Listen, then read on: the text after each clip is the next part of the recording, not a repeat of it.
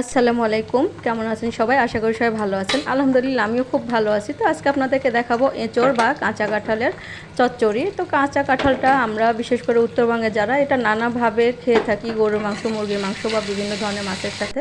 তো এটা বেশি ভালো লাগে চিংড়ি মাছ এবং ইলিশ মাছের সাথে। তো আমার ঘরে রুই মাছ ছিল, আমি এইভাবে যে রুই মাছটা কষিয়ে নিয়ে ভালো মতো কষানো হয়ে গেলে আমি এটা একটু হলুদ আর লবণ দিয়ে সিদ্ধ করে নিয়েছিলাম কাঁঠালটা কুচি কুচি করে কেটে। তো এভাবে এটা আমি করে নিলাম।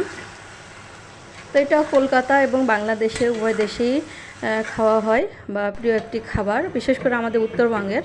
তো আমি আমার নিজের ঢোল নাইবা পিটালাম, আপনারা দেখলেই বুঝতে পাচ্ছেন নিশ্চয়ই যে এটা মনে হয় আসলেই টেস্টি হয়েছে। তো যদি ভালো লাগে আপনারা ট্রাই করবেন এবং লাইক কমেন্ট শেয়ার করে সাবস্ক্রাইব করে দিবেন। তো আল্লাহ আপনাদের সবাইকে ভালো রাখুন। আল্লাহ হাফেজ।